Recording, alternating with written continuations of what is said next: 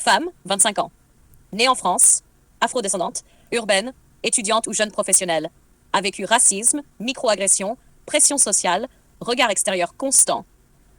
Entretien fluide et sans censure, 9 minutes. Merci d'être là. On va parler franchement. Raconte-moi ce que signifie pour toi être noir en France, sans filtre. Un être noir ici, c'est un combat invisible. On te regarde, on te juge, on te réduit parfois à ton apparence, à tes cheveux, ta peau, ton accent. Même quand tu n'as rien fait. Et si tu réagis, on te traite de trop sensible ou agressive. Quand tu dis réduit, tu veux dire quoi concrètement? Exemple, dans la rue, tu marches, un type te siffle, tu ne sais pas s'il admire ou te menace. Si tu te défends verbalement, tu es hystérique. Si tu ne réagis pas, tu encaisses tout et tu continues. Ça crée de la peur constante. Peur et colère, tu gères comment ça au quotidien? Colère. Oui, peur. Tous les jours. Même dans un métro vide la nuit, tu calcules tes gestes. Les taxis refusent parfois de te prendre, ou tu sens qu'on t'observe. Et puis au travail, quand tu dis quelque chose, on t'ignore.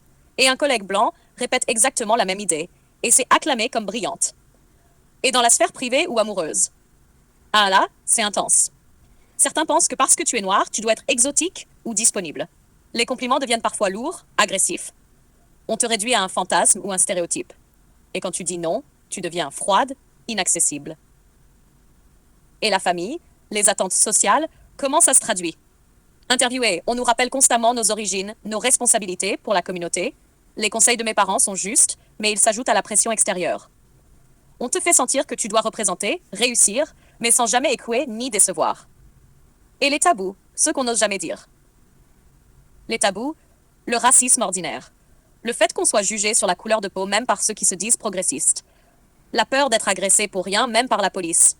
Les micro-agressions permanentes. Les collègues qui disent « tu parles bien pour une noire » et tu souris pour ne pas exploser. Ça influence tes choix de vie? Oui, je choisis mes amis, mes lieux, mes opportunités. Je calcule toujours, même pour des choses simples. Et parfois, je me demande, est-ce que je vis ma vie ou est-ce que je navigue juste entre peur et jugement? Dernière question. Si tu pouvais dire une vérité qu'on n'ose jamais entendre sur ce que c'est que vivre noir en France, qu'est-ce que ce serait? Que le racisme n'est pas toujours violent pour être réel, qu'il est dans le regard, dans le sourire forcé, dans la remarque subtile, dans le doute qu'on te fait ressentir, et que ce n'est pas une question de sensibilité, mais de réalité quotidienne qu'on endure et qu'on apprend à naviguer. Merci. C'est brutal, mais c'est nécessaire. Interview et merci. C'est rare qu'on nous écoute vraiment, sans filtre. Caractéristiques